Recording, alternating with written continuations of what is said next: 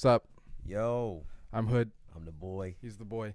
And if you notice, there's three of us today. Yeah, we got a special guest here. Goes by Kilowatt. Childhood friend.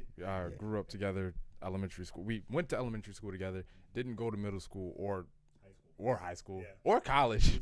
He's around. Yeah. And then these two have their own thing going on now. Yeah, we play a little Magic, play a little Final Fantasy. It's gaming buddy. Can you do me a favor and bounce the mic back and forth? That's what I was asking you for the other ones. Yeah, no problem.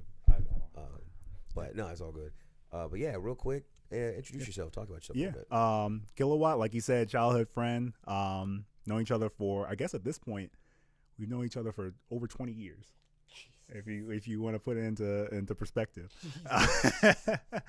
In comparison, I've known the boy for about, it's been, I guess, 2 years now, because we met in Elimination Chamber 23.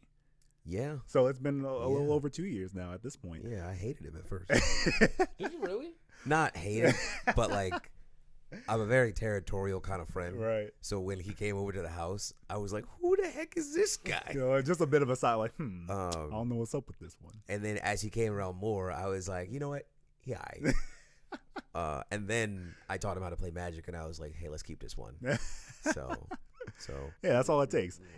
If you learn a little bit of Magic, anything's possible. Anything's possible. You know what's funny? The first event we invited you to, I actually didn't expect you to take to it, because we have a childhood friend that we went to elementary school with who was big on wrestling, like big on wrestling.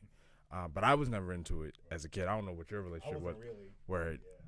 So it was just kind of like, hey, it's been a while since you've been around me and my group of friends. We watch wrestling now, so you want to come through. But I think you kind of really took to it. Yeah, I mean, it was cool to watch. Like, I think the only real wrestling match I had watched before then was, like, I saw a John Cena match against, it was probably Batista or something like that. I was like 10 years old.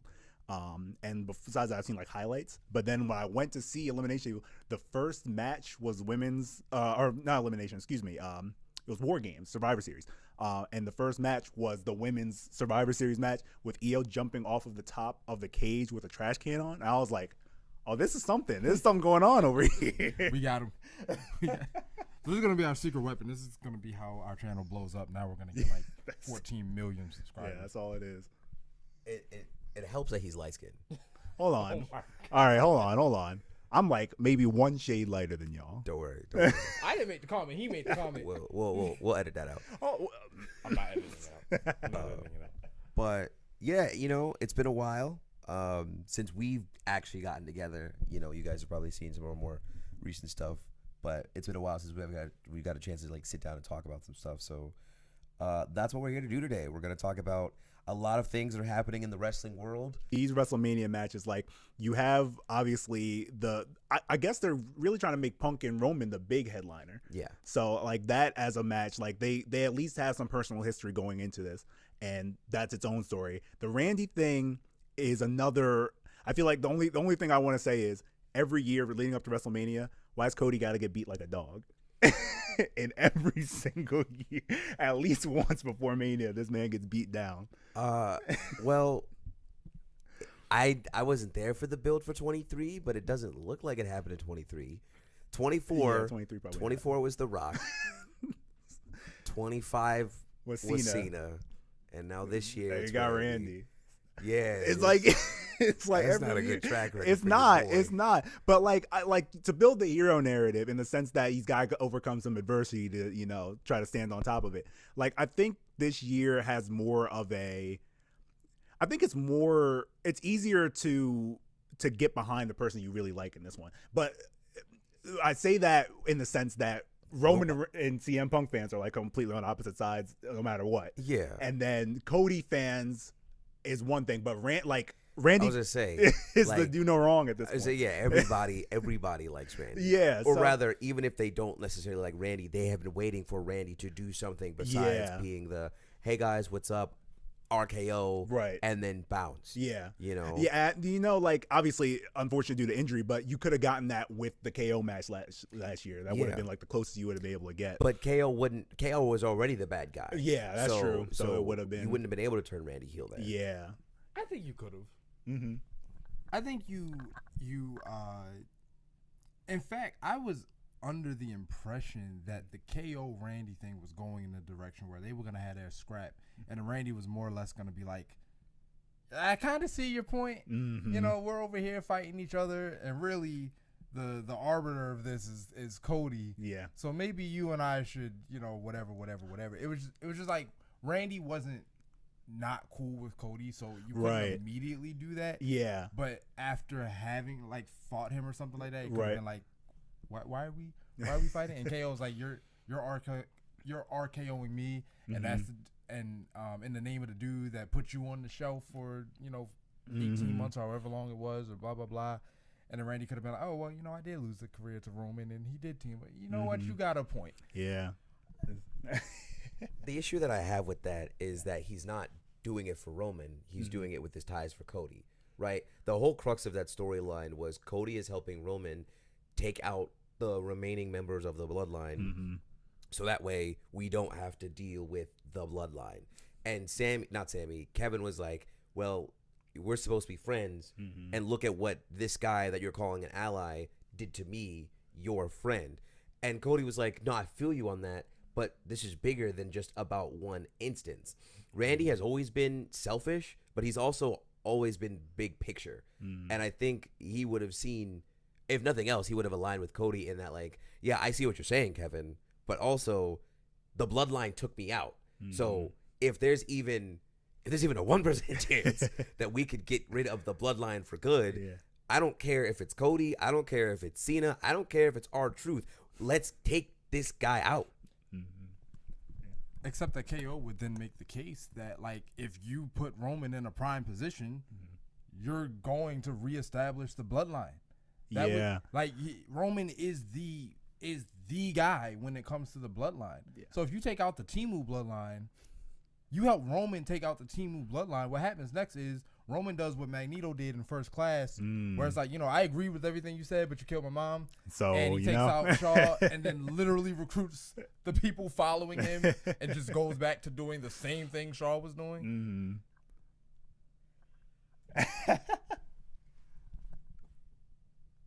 Yeah, but also, I get what you're saying. I think the big thing with Randy, I like how you said, like, he is big picture in that sense, and that's why I think he's so driven by this, because you see Cena's tour last year, and he gets it. Like, Randy's the next closest when it comes to titles and championships and stuff like that. So, like, when he says I need this, he does really need this, but at the same time, you don't need this, Randy, because you're so far over and everything like that. But I will say, for what it's worth, I don't particularly like the fact that this is effectively just last year. Yeah. Not even that I don't want Randy to win 15, because last year, hilariously enough, I wanted Cena to win 17, but not the way that he did it. Right. With Randy turning like this, I'm okay with him winning 15 because this is natural for me. Yeah.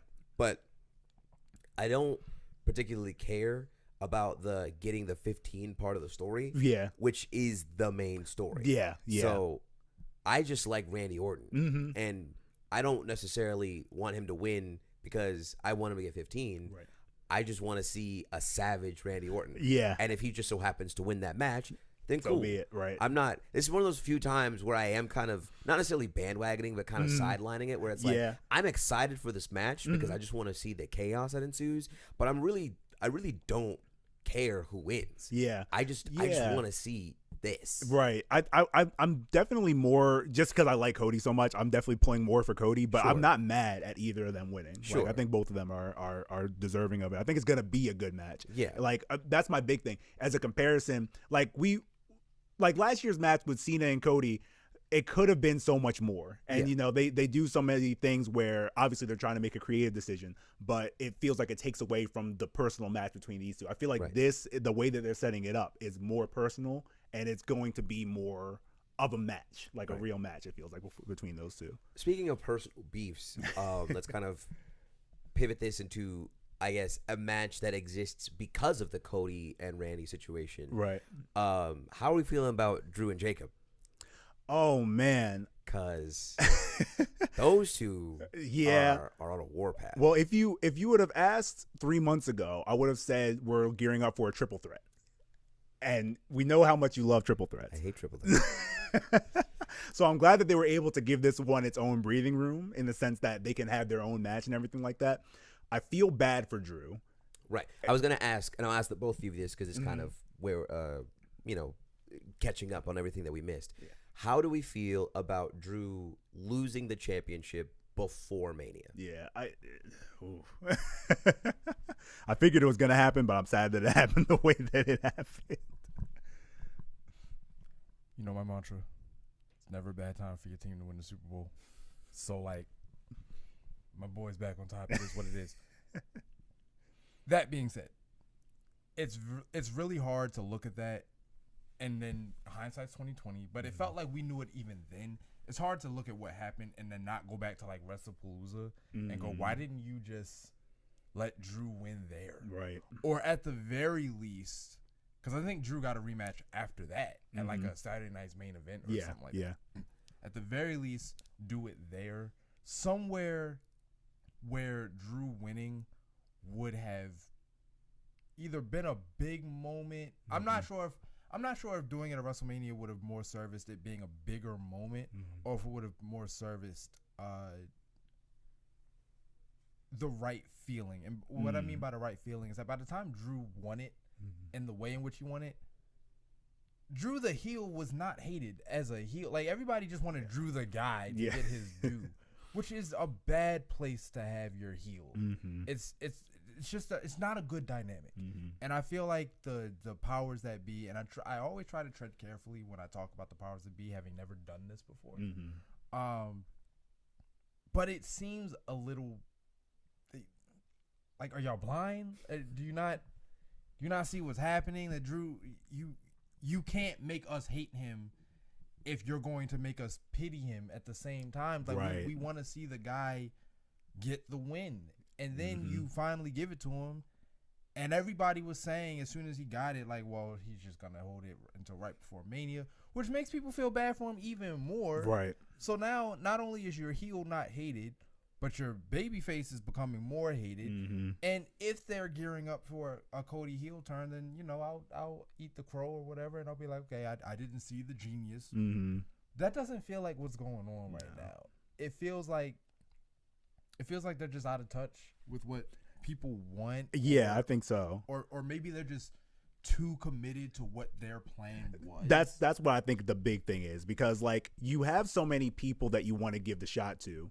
On both the SmackDown and the Raw roster. Like, they were hyping up Braun for months, and obviously due to injury, that's a whole other situation. But like, you can see what happens in stories like that when you lose your people due to injuries, and then they come back. They're gonna come back later. They're gonna try to force it down again. It's gonna be a whole thing. But like, it feels like Fatu, like he kind of fizzled out with the MFT things, and so they're like, okay, we're gonna put you into a title shot, but they don't want to commit to it because they have so many other moving pieces that they want to go into. So it feels like it's kind of an afterthought, which is why like the triple threat I thought was going to be inevitable. But I'm glad that they're at least giving it breathing room for it to develop into something, because I felt like when Priest took the title off of Drew like 5 minutes after his thing in Mania, like, that set up for a good rivalry. And I think you could set up something organically like that and make it work if you have a long-term, H and long-term story planning. Like, you want to have something like that, but it feels like, I'm, like I said, glad they're giving it breathing room now, but it felt like such an afterthought that it's unfortunate.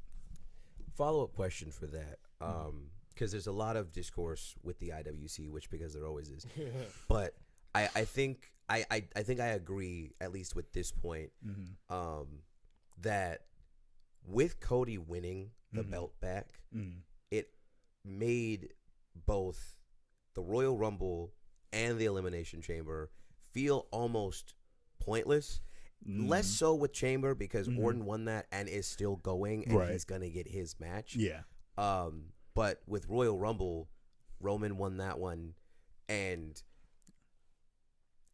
it's just crazy that both of these people are getting championship matches at Mania, which is cool. Yeah. But the person who lost both of those, true, not fair. Yeah. True, not definitively. But the person that lost both of those matches is now currently champion. Yeah. So, like, what are your thoughts on how people feel about the validity of these matches? Yeah. I think the most important thing, always, in any story, you have to preserve the integrity of your stakes, whatever they are. I hate in sports movies, and this happens almost all the time. I hate in sports movies where your underdog team is in some kind of competition, tournament, usually a tournament type thing, and they're trying to make it to the championship game or whatever have you. And usually they're the team that was losing for years or whatever. Then they start winning, and they have the whole montage, and then they get that first playoff game, right? First time they've gone to playoffs in 20, 30 years or whatever, and then they get smoked. And you're like, damn.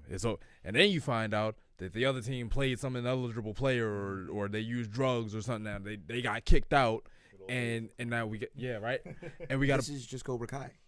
Exactly. It's a tried and true method of I want you to feel the sting of defeat, but I still don't want to fuck my story. Right. So like I'm gonna and I get it. Your guy, like our movie can't end with the guy getting put out of the playoffs in the first round. I understand that, but then you have to find another means of that defeat, because if you tell me that. If you want to get this rematch, Cody, you got to win the Rumble or you have to win the Chamber. And he doesn't win either one. I'm sorry, bro. You missed it this year. And that can be a story. Like, Cody can go on this whole journey of, it doesn't have to be a year long or anything like that, but he can definitely reckon with his failure for a little bit. He could screw Drew over at WrestleMania. I know it's a heel thing to do, but given that Drew screwed him, I would argue that you're not really being a heel in that regard. You're just settling the score. Plenty of faces do that. Or you bite the bullet. You know you're going to get flack for it, but honestly, you're going to get flack either way. You bite the bullet, and you just let Cody win one of the two. If you want him in the title picture that bad, but you tell me that to get to the title picture of WrestleMania, these are the paths that get you there. All right. Let him walk one of the paths. Or keep him off. That's what integrity is. This just felt like we played an ineligible player. Therefore, the guy who got eliminated gets inserted back. And it doesn't do anybody any favors. It makes everybody hate. I mean, I'm sitting there sharing pictures of Cody smoking his cigar, like 3-time world champion. What's up, niggas? Like that's me. But I'm one guy, I'm one guy with dogged loyalty to this dude who I just like to see him win. But I'm not so selfish that I want everybody to suffer because of what makes me happy. Because me, Cody would win the Rumble every year. That's just what would happen. Right. But it's not about it's about the whole, and the story is being compromised. And I don't, as a viewer of that, and I want to be a writer, and I pay attention to those kind of things. I try to preserve that and revere that and everything like that.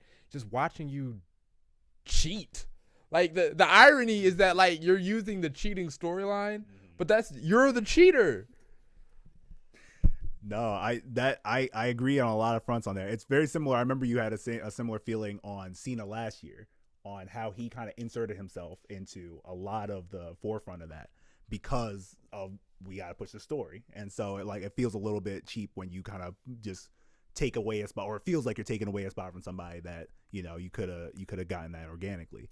Do you not agree though that with Cena last year, while perhaps he did force himself into the chamber, his 20 years of tenure, and then also, like you said, the other point of that is he did also win the chamber. Yeah. Right? Like, I think that is kind of the difference. No, that's 100% the difference. I think the big thing with Cody is, once again, like I like Cody a lot. I want to see him be successful. It's hard for me to reckon with you kind of cut the line in that sense. Yeah. And that sucks in the sense that it sucks for the story, cheapens it a little bit. But I'm gonna root for Cody either way. it just is unfortunate in the sense that it happened. It was their way of saying we want our cake. Yeah, and we're also going to take a couple slices out of it. Yeah. That's 1,000,000%, especially because, in the sense that if you do it where he just misses it, there's a lot you could do with that. Like outside of just like if you're gearing up for a heel turn, that's a great way to set it up. If you're gearing up for a different kind of team up or anything that you want to be doing with him, because it feels like when you put somebody in the forefront like that, you have to have such a set goal for what you want to do with them. And it feels like there's two ways they could go about it right now, and both of them would feel cheaper than if he would have just missed the match. And so I, once again, love him. I don't know how they're gonna pull off the whole Fatu and Drew McIntyre spin off of it and then go back to Cody, because eventually they're gonna have to go back to that, I reckon that, or they're just not going to, because they like to drop stuff all the time. Well, so I actually do believe that Randy will win. I think they're gonna give him the 15. I could definitely see it. And I think the winner of that versus the winner of the Drew and Fatu feud, they're gonna have their beef. And I honestly think that they're gonna start off with Randy versus Fatu, just because with how unhinged Randy is, and how what's the word I'm looking for? Insert word here that Jacob Fatu is in terms of like his no selling and how powerful, how much like Umaga he was. Yeah. I'm the drug. You know, like I think they'll set that up as like the first big thing for both Randy and Fatu to do. What's up? This is why you have to be really diligent and careful when you're booking things like this, because I'm looking at Cody and Randy going into Mania, and it looks like the writing's on the wall, but we have a problem here because of what the writing on the wall seems to be. Because in the NFL, there's a team in the NFL that has the unfortunate record of having gone to the Super Bowl 4 years in a row and losing every single one of them. They are the only team to go to the Super Bowl 4 years in a row. They're the only team to go to the Super Bowl 4 years in a row, not win any of those. They're the only team to go to the Super Bowl 4 years in a row and not win any Super Bowl ever. That's a bad track record. I bring that up because if Cody's supposed to be the guy, and if you're the undisputed champion, you are the guy, and you have a losing WrestleMania record when it comes to title shot, it makes you look like you're not the closer. It looks like you're the guy who can make it to the dance but can't win the dance. He did beat Roman. Granted, he did beat Roman. But that's the only guy he beat. He lost to Roman the first year. He lost the tag match. He lost to Cena. But the tag match wasn't at Mania, was it? The night one tag match with The Rock. He lost that. So since they're billing that as a main event too, they count that. So of the 4 main events he's been in, he's lost 3 of them. And now it's looking like he's gearing up to lose another one, which kayfabe, it makes you look like you're not the guy you claim to be. And outside of kayfabe, it looks like you're just the one who's there. Are you the WrestleMania jobber? Like, don't do that. You're the guy for someone to beat at Mania. It's kind of like what Gunther was turning into, and it was one of the only reasons I had a little bit of space in my heart for Gunther beating Cena in his retirement match, because people were talking about how Gunther was developing his reputation for being the monster that gets beat on the big stage. And if that's what happens to you, then the match itself kind of loses tension, because you know he'll win all year, then he'll lose at Mania. You know, and that's predictable. And now it's like Cody seems to be that guy, or is going in that direct. I won't say he's that guy yet, but it seems like he's going in that direction. We'll give you the title to get us to Mania, because you're the face of the company. We want you to sell the tickets, and we want to put you on the marquee, and we want everybody to do the whoa and everything like that, and blah blah blah blah blah blah. But after that, we know people are bored of you, and we don't want to sabotage ourselves too badly. So sure. Well, and I'm just like Well, I present to you Plan B, which you alluded to already, but I think if Randy doesn't win, I present to you the double turn. And here's how I think that would go. I'm not saying that this is how it's going to go. This is just my head space, and we'll see how we get there. I think if they do the double turn, you have effectively Cody wins his match. He retains the belt, and Randy in a moment of reflection is the word I'm looking for. He looks at Cody. He's like, "Hey, I'm sorry. You're the better guy. I just wanted to win." And Cody's like, "Yeah, no, I get it. Whatever." And then Cody turns on Randy because of what Randy did to Cody, which in and of itself perhaps doesn't sound like much of a heel turn because he's just getting back at him for what he did to him. But he then takes that heat because Cody's going to get booed out of the building because of how people feel about Randy. He takes that heat and then turns it into Cody Lander and, kind of becomes the big bad of the company. And then that turns Randy face because Randy just got absolutely destroyed by someone who he was trying to apologize to and seek forgiveness from. And then you kind of have that go on and do what that does there. I would be okay with that. There are a lot of people who think the double turn is coming. There's some people who are not okay with it. There's some people who would want it to happen. I'm on the fence. I don't really care one way or the other. I just want to see. Maybe this isn't fair to say, but I think what's happening is I'm kind of having this feeling, and maybe this isn't just with Cody particularly. It's kind of with wrestling as a whole. I'm having that feeling that I was having like late high school when I kind of stopped watching wrestling. Is that everything that I'm watching so far, and this isn't, I dare say that this goes beyond just the build to WrestleMania.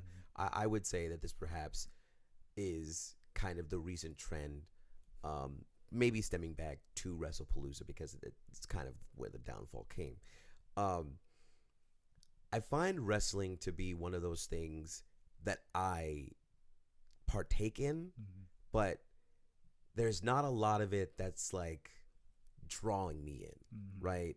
Not that it's necessarily a job, not that it's necessarily something that I feel like I'm required to do, but I feel like I partake in it and it's like, all right, that's cool. On to the next thing. Yeah. Right. My days of being super jazzed and super excited for wrestling, it's like they're waning. Yeah. And I think while predictable or unpredictable as it may be, I just want to see something that happens that gets me super jazzed. That's why, and I want to get your opinions on this one. Yeah, I guess moving into the next thing. That's why I'm really excited for Oba versus Brock. That's what I'm excited for.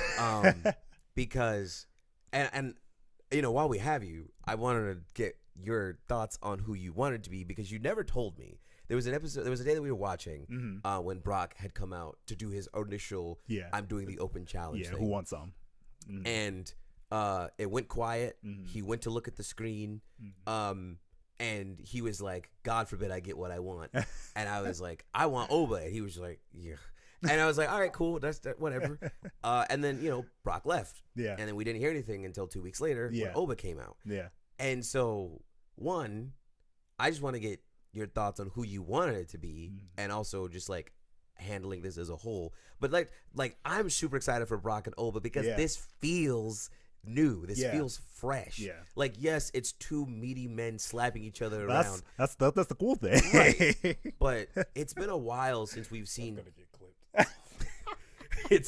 It's been a while since we've seen someone like Brock Lesnar on his heels. Yeah. So yeah, I pass that off to you guys. Yeah. Oh yeah. So I'm new to wrestling. I started watching NXT after WrestleMania last year because I wanted to see like some of the I saw first Joe Hendry popped up against Randy. I was like, oh, okay, let me actually see what NXT is all about. And when I saw the monster that was Obafemi wrecking shop on these people, I was like, this man needs to be in main roster as soon as possible. And I'm glad that they're putting him in a big way because there's no better first WrestleMania opponent, I think, for somebody like Obafemi than Brock Lesnar, except for maybe Undertaker 10 years ago. Like, I don't think you could do anything better than that. I'm also a huge fan of Javon Evans and Trick Williams for similar reasons, and so I want them to get their shine as well. But Oba, I think, has such a great presence, and he put himself into such a great standing by just kind of being ore farming, essentially, showing up every week, I should say, and doing something to somebody. I think that's just a good way to set up somebody for success. I'm not a huge fan of Brock Lesnar, but I'm a huge fan of what Brock Lesnar represents, and so I think this is a good match in the sense that might versus might, I think, is going to be something that sells really well. I didn't want it to be Oba at first. There's an asterisk next to this. I didn't want it to be Oba at first because I am still one of those delusional people that wants LA Knight to be something. And so, like, I just wanted LA Knight to get a moment. Mm-hmm. Beating Brock Lesnar would have been a hell of a moment for an LA Knight. I like this whole unchosen thing that he's got going on, but it has to lead to something. Yeah. That's kind of the only value that it has. Otherwise, it's just like you're being meta and it's not funny because I actually do want to see the guy get chosen. Mm-hmm. But like everybody else, when Oba came out that day to answer that challenge, I mean, you would have had to be like dead inside to not feel that. And like the way he was like tearing, like he cried, because even he couldn't believe what he's in the middle of. So I'm like, okay, cool. Mm-hmm. As far as who I want to see win, because I think that was also one of your questions, I pitched to you how I wanted this match to go. I want the match to be announced. I want Brock Lesnar's music to hit, and it's WrestleMania, so you can milk it. Yeah. And I want everybody building anticipation for this man to come out. The music's playing. We don't see Brock. Everybody's like, hey, what's going on? Right as they're like, is there something going on? Yeah. Oba just walks out with Brock on his shoulders, bloodied up, with a ref like walking down the ring with him. He goes into the ring. He slumps him over. He pins him. 1, 2, 3, walks out.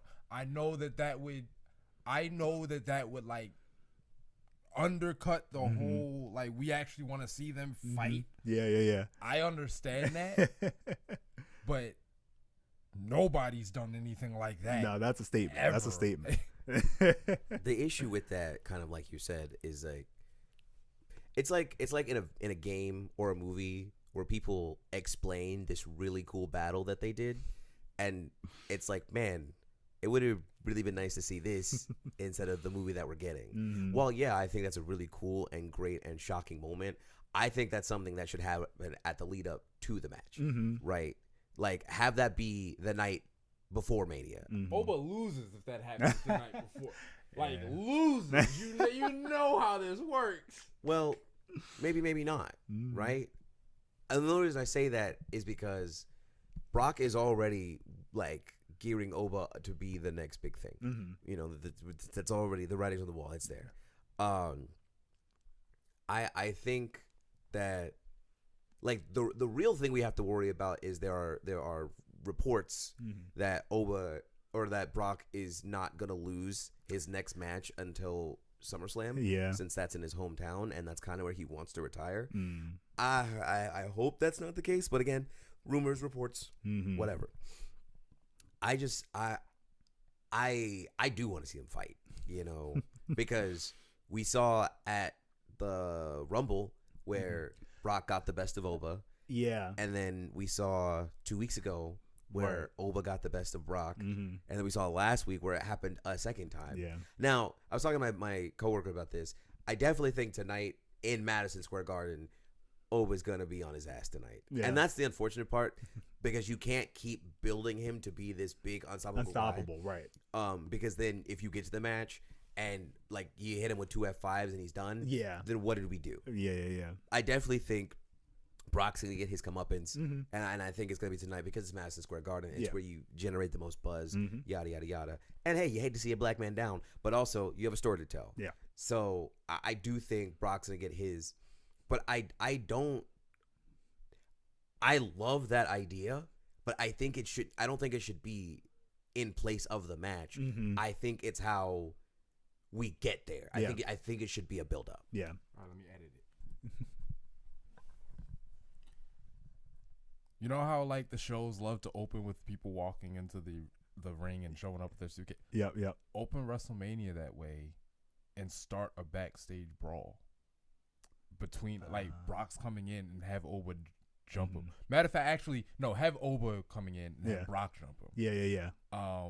Have that last for like 5, maybe 8 minutes, something like that, just on the screen. And maybe they can like be brawling past Michael Cole or whatever as he has to make himself to the arena because we actually to start the show. Right. And then you just don't revisit it until like 2-3 hours later, where the match is actually supposed to take place. And then you can kind of give them the match and not give them the match, but make sure there's enough time in between where you don't like, you almost forget because you've been seeing all these other matches. So it's like, wait, wasn't Brock and Oba supposed to have a match or whatever? And then they announce it, and then they can do that. The problem is, if you start off that volatile, that's the only thing people want to see. Yeah, it could be. I think it'll draw my attention. It depends on if they do it on Saturday or Sunday. It depends on what the headliner matches are going to be. That's another thing I wanted to ask. Which one do you think is Saturday match? Which one's a Sunday between Roman CM and Cody and Punk is night 2 because it's Roman. I was praying that was going to be the case, but I was like, I wasn't sure which they were going to do. But before we hop into that, just wanted to cover some other small things that have happened. Oh yeah. Let's see. Meechin and BFAB have joined Jade Cargill. What's up with that? I have no idea. What's up with that? And they came out a week ago. I was like, what are y'all doing? She needs fodder. Yeah. That's what it is. And and like it sucks that like I don't know what's up with Bianca. Like in general, I don't know if her thing is. They're chopping her finger off. That's the last I heard. Jeez.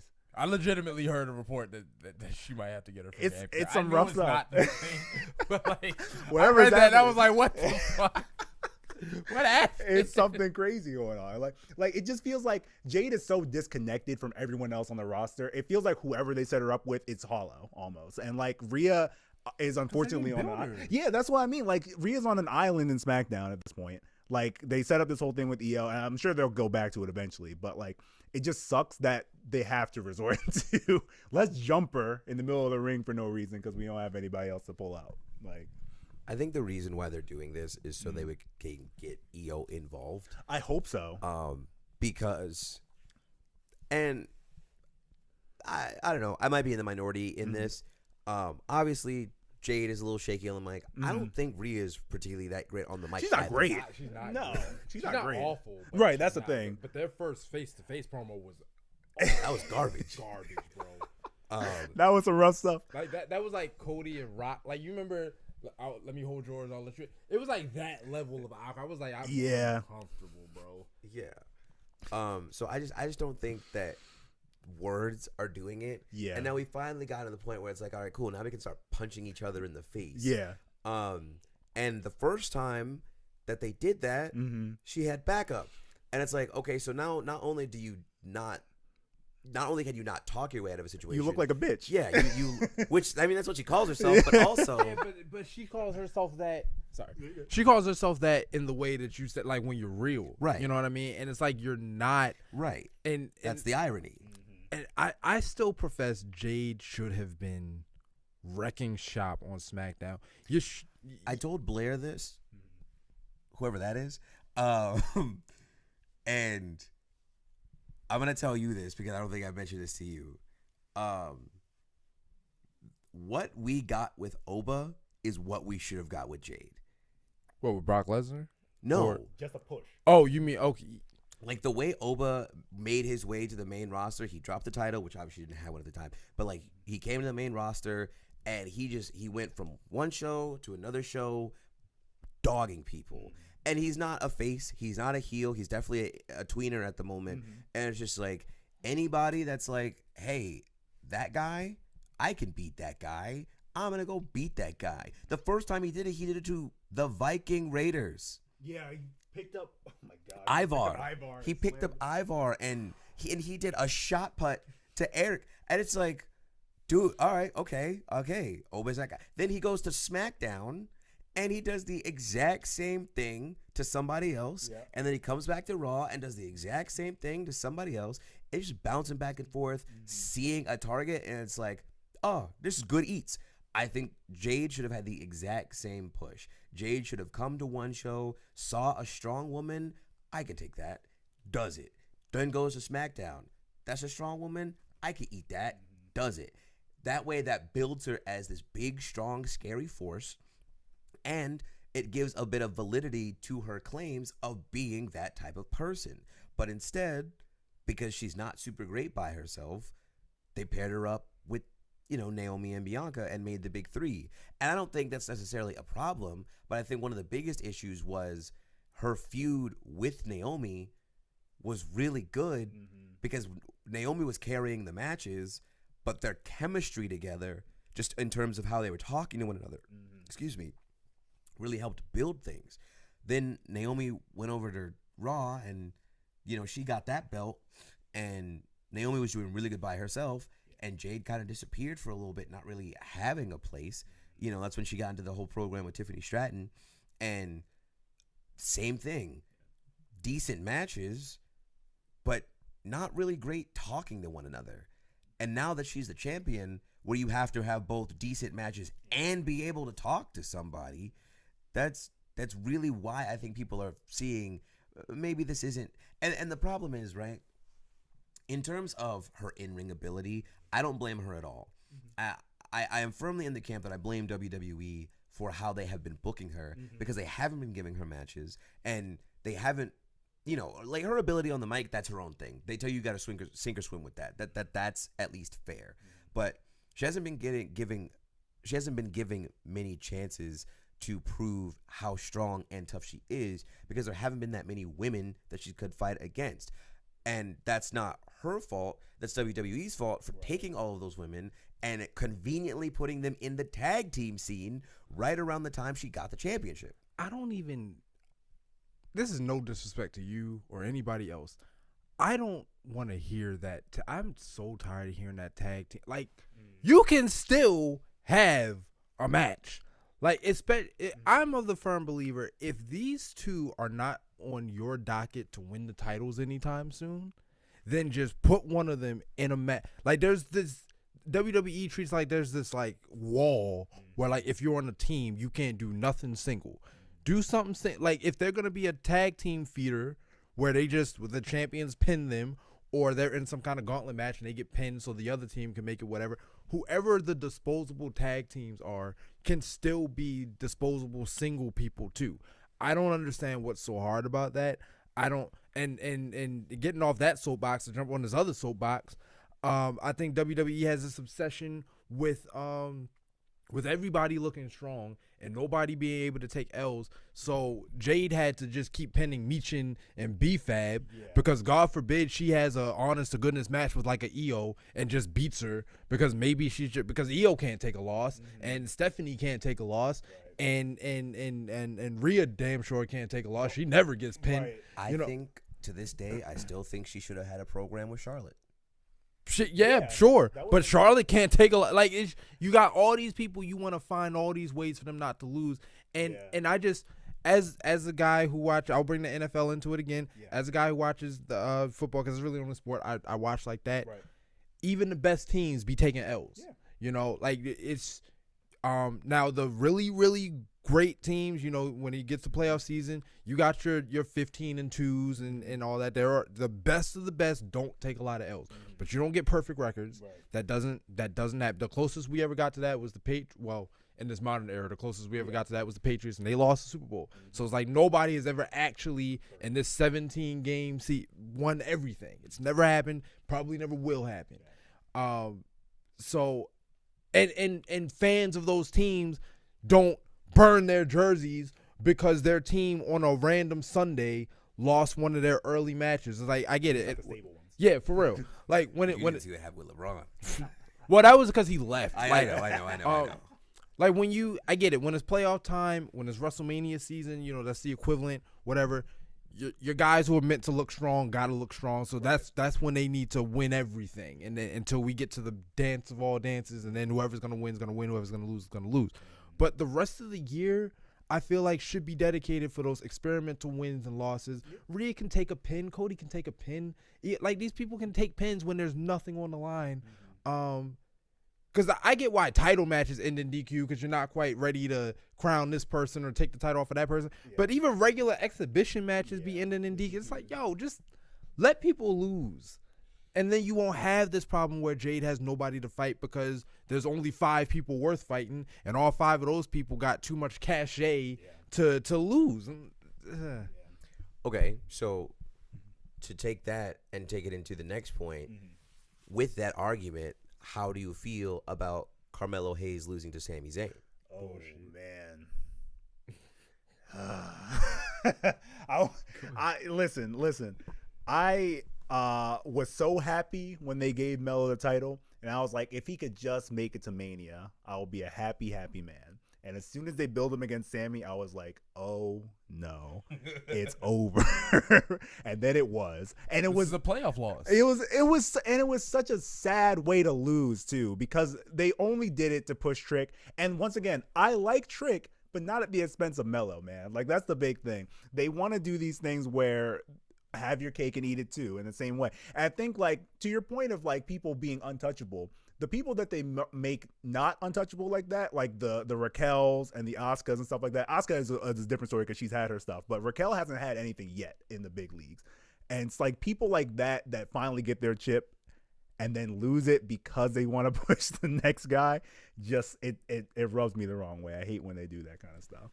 Yeah, and when it and because it's, I know I started this whole conversation earlier about the integrity of story, so this may seem like I'm walking that back. I'm not walking that back. Because it's not real. Yeah. Because it's scripted. Right. Because it's scripted, you can do whatever you want. Literally. And I feel like take advantage of that and let your Raquels and whatever for like a week. Month, that's like, I mean, let them, it's not gonna hurt the title to keep like, it on somebody for a week. If it's not working, put it on the next person. Right. Nobody said they have to be locked into these 8-month long. But That's if that's the your thing. way, you feel like if you do it, you're committing them to like 9 years. And you don't have to. You don't have to do that. Like I think I guess that's my biggest issue with H is that he loves the idea of this has to be for the foreseeable future when it doesn't have to be. You have a week-to-week show, and I'm sure creative is a whole big thing. You have to plan months ahead. But in these filler months, like there's 4 months between Mania and SummerSlam. You can't find a way to pass a title one time in that time period to somebody and then pass it right back. Or you can't find a way to give, like you want to have so many people have a shine, but you can't figure out a way to do it. And I don't understand that. Well, and I don't think being there is a shine. No. I mean, like the first time, that's just shine. It's like, oh, you're so young. You're the youngest guy to ever make it to the right. main event of WrestleMania. Okay, cool, fair enough. You can take that L. Yeah. The 4th time, it's like, you should just be happy to be here. No, I'm not happy to be here. I want to walk out of here the winner. Okay, I put in my time. I've been here for 3 years. Yep. Let me win. If I was Raquel, I'm like, yo, you get me a singles title, or I'm calling AEW at this point. Come on.